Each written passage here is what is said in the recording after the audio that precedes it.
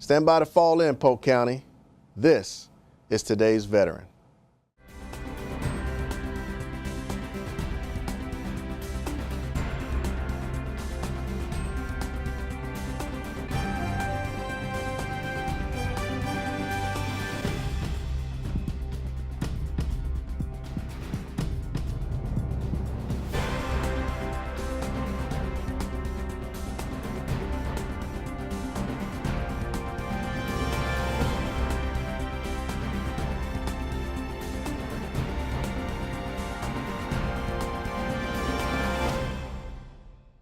Hello and welcome, and on behalf of everyone at the Polk County Office of Veteran Services, thanks for joining us. I'm your host, James Williams, sitting in for Tim Kirkhart, and on this installment of Today's Veteran, we talk with Robert M. Lynch, Veteran Experience Officer at the James A. Haley Veterans Hospital and Clinics, about experience in guide service and therapy dogs. Robert, welcome to our show. Good morning, James. Thank you. Robert, can you tell us a little bit about yourself? Well, my name is Robert Lynch. I am the Veteran Experience Officer at James A. Haley Veterans Hospital and Clinic. I'm a proud Marine Corps veteran, a service-connected disabled veteran, and I'm happily married to my wife, Brenda, who's also a veteran. Nice, nice. Well, Robert, tell us what a Veteran Experience Officer is. Tell us a little bit about that. Well, James, the Veteran Experience Officer really is, I think of it as a proactive approach versus a reactive approach. We're trying to enhance the veteran experience, not only the veteran, but the family members as well, through a number of different ways. We look at a lot of different data, patient satisfaction data, for opportunities for improvement. Really just trying to do the little things that matter. I'm not clinical, I'm operational, so eye contact, a warm greeting, smile on your face, all those things mean so much, especially when you're coming to the hospital. People don't come there to get away from their problems, they come there to face their problems. All those things mean so much and they cost absolutely nothing. So I'll educate staff about military culture, what patient-centered care means, and try and instill in them to do the little things that matter each and every day. Okay, and how long have you been doing it for? Well, I actually came to VA as a patient first back in 2007. I had never been to Tampa, but I started January 2008. And this is my friend Hercules here. Herc, sit. All right, down. Beautiful dog. Yeah, down, down. Thank you. Good boy. Down. Okay, stay. I've been there roughly for about 10 years in a number of roles. In the Veteran Experience Officer role, about the last 3 or 4 years. Okay, and based on your time there, how would you capitalize on what you see in terms of the culture? Have there been a change in the culture with the addition with the dog? Oh, with Hercules, yes. So Hercules is our newest four-legged therapist, you could call him. He's one of our newest members to our James A. Haley team. He actually comes to work with me each and every day. Down, down, down, down. He's excited about coming to work. And it's not only engaging with the veterans, but also with our staff. Our staff, he puts a balance in our staff, which is very important as well, because if they're happy, more likely they're going to give better customer service. But we visit a number of outpatient and inpatient units each and every day. He has a schedule. Hey, sit. Sit. Down, down, stay. Good boy, stay. Just trying to, he's excited this morning. Sorry about that. I see. Hey, down, Herc, down, down. Thank you. Good boy, stay. Now, okay. He hasn't had his coffee yet, okay? But no, I can share a few stories with you if you like about some of the things he's done, but he really is, you know, he was given to me and to the hospital by Southeastern Guide Dogs. The Southeastern Guide Dogs, very great organization. And he has a right temperament and demeanor to be a facility therapy dog, meaning that he gets along with everybody. He's not distracted by loud noises. He doesn't engage with other service animals. He just leaves them alone. And he has yet to bark after I've had him for almost 4 months. So, and he has a sixth sense of knowing what someone needs. And I say that because I'll give you an example. One of our patients, she's a polytrauma patient. She's a Navy veteran, a corpsman. Okay. Go Navy, right? She has a traumatic brain injury and she has major PTSD, and she's in our polytrauma unit. And they were having, this a couple weeks ago, they were having a group activity with a number of the polytrauma patients, and one of them actually coded that morning, meaning they stopped breathing. Wow. So we called the code, and a bunch of clinical staff showed up to revive this patient, and she was in a wheelchair, and she would not leave his side. She was hysterical. Being a corpsman, you know, she didn't want to leave his side. And she was really freaking out. He was up there. He saw that she needed some love, and he went up there and put his head in her lap and stayed with her the whole time until she calmed down. She actually came back to my office later on that afternoon to thank me. What a special job he did for her, keeping her calm. That's just one example of many. That's amazing. So he knew through his training, he senses and probably stuff. some instincts as well. Yeah, he really has a sixth sense about him. You know, he knows when to back off, and he knows when someone wants a little bit more loving. Like, we call him AKA Sir Lick-a-Lot because he likes to kiss. So he, you know, he gauges what each and every veteran or staff member or family member needs, and he really has a sixth sense about him. So I'm a patient of James A. Haley, and I've been there, and I've seen a dog that looked like Hercules. I'm assuming that was Hercules that I saw. Well, there's a number of service animals that come to our facility. We have a lot of veterans that have service animals. There's also some additional organizations that bring therapy dogs on occasion. Okay. So it may have been him, and it may have been another service dog as well. Okay. And do you have any special things you want to share with us about Hercules? Well, he's going to be celebrating his second year, his birthday. He's turning 2 next month on June 22nd. So congratulations. Yeah. Hopefully some of his buddies from Southeast Guide Dogs can come up and we'll do a little celebration with him. He's been amazing. Not only, I mean, personally for me too. I'm a service-connected disabled veteran. Okay. I can tell you I've lost a few pounds since I've had him. I had been in a power chair for a couple of years and because of mobility issues. And he has really helped me along the way, getting a little bit better with some of my issues, both physically and mentally. Nice. But he's just amazing. He brings the light to everybody. One of the patients that we first started to visit back when I first got him was an airman that was hurt in Iraq, actually a pilot. And he had a traumatic brain injury, and he hasn't spoken in a little over 2 years, almost 2 years. He was at Walter Reed first, and he came to us. Okay. And I noticed him and his mom in a room as I was walking through a polytrauma unit, and I could see the smile on his mom's face and his face as soon as they saw him. So we went in the room, we built a little bit of a relationship. And he doesn't have all of his mobility right now, the gentleman, the airman, and he was able to try to feed him a few treats. But the third visit, the third day that we went there, that airman mumbled "good boy" to him. Wow. I mean, that's the first words he had spoken, and his mom broke out in tears, and it was just phenomenal. And he does stuff like that all the time, and I'm like a proud papa. It's like, good job, son, you know? So that's phenomenal. That's just one of the great stories, and we use them in other ways too. So we have this program called P-TRIP. It's a polytrauma rehab program. Okay. So when patients going through the polytrauma program get ready to maybe graduate, the last phase is for those traumatic brain injury polytrauma patients to learn how to live on their own. So we have these apartments where they'll learn how to, you know, re-educate them on washing dishes or washing their clothes or making their bed. Okay. Well, some of these guys and gals have dogs at home. So he's over there twice a week. So they can utilize him as a tool to get these wounded warriors integrated back into their personal life by maybe walking him, by feeding him, by grooming him, those things like that. So that's another example of what he does.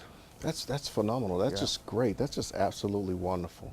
Thank you for sharing that with us, Robert. Okay. Now, with this program, the Veteran Experience Officer, do you think it's gonna be something big in the future? Maybe be at all veteran hospitals, or? There's an Office of Veteran Experience now, and it's pretty much a part of the VA. It's in our culture, And I can say, backing up a little bit, as a veteran experience officer, I kind of oversee a few different things to help enhance the veteran experience, and I'll give you a few examples.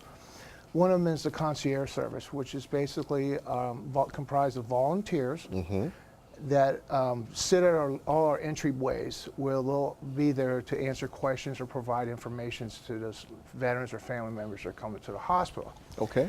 And then we have what's called the Red Coat Ambassador Program, where, again, by volunteers, manned by volunteers, those individuals will actually walk the patients to their appointments. They'll help them with mobility issues if they need to get wheeled in a wheelchair, things of that nature. They're really like a roaming ambassador. Nice. Because a lot of times we have a big campus. You'll notice individuals walking the hallways with that deer in the headlight look, a little lost. And these roaming ambassadors, if you will, find them and help them out. So that's another part of the veteran experience. Okay. And then finally, another part of that is the tram service. So we have golf carts that run from the parking garage, parking lots to all the entry points. And again, manned by, staffed by volunteers. It's just the little things, you know, when you're coming to the hospital, you don't feel good and you have mobility issues. It's hard to find parking sometimes, and the last thing you want to do is walk, you know, a substantial distance to get to your appointment. Absolutely. So having that. Absolutely. But we've also initiated a few things internally in the hospital. We have supplied all the surgical waiting areas with a complimentary coffee station. Okay. So when those family members are waiting for the loved ones, or even veterans waiting for the loved ones in having a surgical procedure, they can have some coffee while they're sitting there. Again, little things matter. Okay. We added additional charging stations for not only for cell phones, for devices in a number of areas. Okay. We recently put in a number of these wayfinding kiosks. They're touch screens where you can type in where you want to go and it will give you a directional map there. Robert, that was some outstanding information you provided today. Can you and Hercules stick around for another segment? Sure, not a problem. We would love to stick around. We'll be back with more of today's veteran after this. Well, hi there. My name is Hercules. Ever since 2016, when I was just a little pup, I knew I wanted to help people. That's why I became a therapy dog at the James A. Haley Veterans Hospital. Each time I get to go to work with my adoptive family, hi Bob, and spend time with veteran and active duty patients and their loved ones. And I even get to hang out with my coworkers during the day. Some of my classmates at the nonprofit Southeastern Guide Dog School were trained to become guide dogs and service dogs who work one-on-one with persons to address his or her specific disability or needs. But I went to school to learn how to provide affection and comfort to all sorts of people in hospitals, nursing homes, and other facilities. I was trained to remain calm and handle many types of situations so that I could help people cope with stress and loneliness that they might feel while staying in the hospital. Loud or strange noises don't bother me, and I'm not afraid of people with canes, wheelchairs, IV poles, or any unusual styles of walking or moving. I love going to new and unusual places, and I get along with everybody, even other dogs. Huh? I know that when I'm on duty, I don't bark or play with other dogs because we both have a job to do, and we save the fun until after the work is done. The best part of each day is the look on people's faces when they see me coming to spend time together. The men and women I see every day wore their uniforms for all of us. What's that you got in your hand, Gabe? So now I wear my uniform for them. Boy, am I one lucky dog.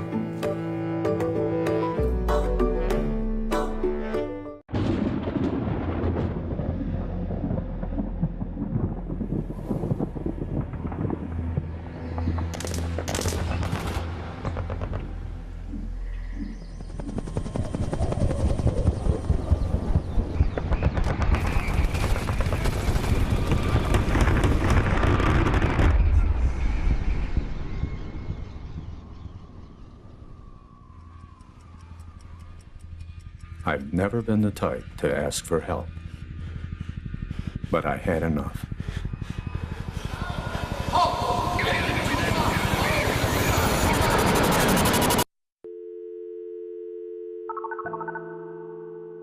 Thank you for calling the Veterans Crisis Line. How can I help you? Life still has its challenges, but my family and I can deal with them better now. Veterans Crisis Line. It's your call. Welcome back to today's Veteran. I'm your host, James Williams.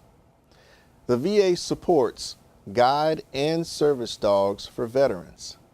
Veterans approved for service dogs are referred to Assistance Dog International accredited agencies. There is no charge for the dog or the associated training. Joining us in studio is Robert M. Lynch, Veteran Experience Officer at the James A. Haley Veterans Hospital, and Hercules, the facility dog. Robert, thanks for hanging around. Thanks for staying. I saw the video about you and Hercules. Can you elaborate a little bit on that for the folks? Oh yeah, so the video you're referring to was his introduction video that we filmed at James A. Haley through our medical media department. It's from a dog's perspective, and we had someone dub his voice, pretend to be him, and he talks as he's walking through the hallway, and we got a little go cam behind him. So it's just an introductory video for Hercules, just telling him a little bit about himself, how he has been trained by Southeastern guide dogs, and he doesn't get distracted, and loud noise doesn't bother him, and I love everybody. So it's a nice little short introductory video. So Okay. I'm glad you guys got it. Thank you, thank you. Now, in the last segment, you talked a little bit about some of the experiences with Hercules and some of the patients at James A. Haley. Can you elaborate a little bit more about that? Okay. So he's a therapy dog, and he's really, we use him to go around to visit inpatient and outpatients, as well as family members. You know, there's people that come there for radiation therapy treatment or oncology, treatment, hemodialysis, and they're waiting for a long period of time, going through these processes, just to name a few. But when he comes into a room, he has a way of just brightening their day, and it's just amazing. But he is a facility dog where, if we elaborate a little bit more into the service dog realm, so a service dog, there's a little bit of a difference, okay?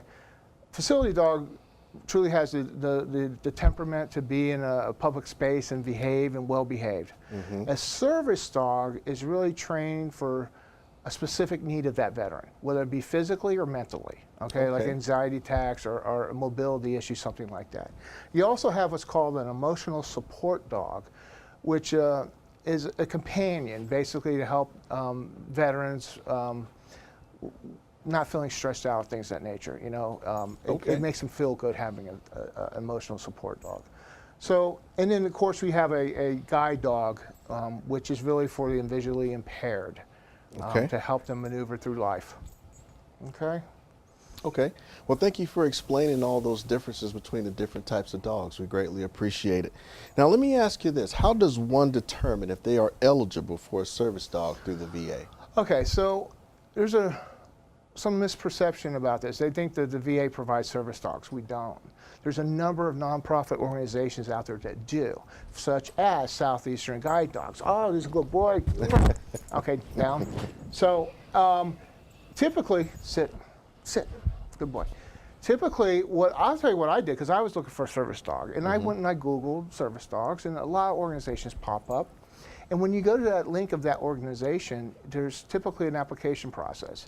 Now, in the application process, for instance, for me, it was filling out all my personal information, but there was also a medical document that your provider needs to fill out for justification based upon your needs. Okay. They need to know what you need. And then typically what happens after that, if you get approved, they'll come out and interview you. They'll visit your home to make sure it's an appropriate environment. Okay. They want to know how many dogs you might have, other than if you're getting a service dog, so they can make sure that they're compatible. Okay. But it's not that hard to do. It's just a matter of looking and trying to find what you need. And again, the clinical note, the clinical note from the provider is a very important aspect of it, of what you need in regards to having a service animal or some type of service animal. Herc, sit. Thank you. So that, again, there is some type of a little bit of a misperception about VA providing it. providing service dogs. What the VA does do, though, is if you have a legitimate service animal, you can schedule an appointment. It's usually, they do it once a month over in our polytrauma building, where one of our doctors assesses your needs and your service animal, and through prosthetics department, you can get basically an insurance card to help compensate for your veterinarian bills. Very nice. So that's a nice little thing. Very nice. Okay. And one thing I failed to mention, I want to mention too, because we're talking about service dogs, is we recently added 3 designated service dog walk areas, to help with that population. So we have one located right across from the garage, so when they pull in, if their animal needs to relieve themselves, it's right there. Okay. We have one right adjacent to the main building, right outside of building 1, and another one behind our nursing home.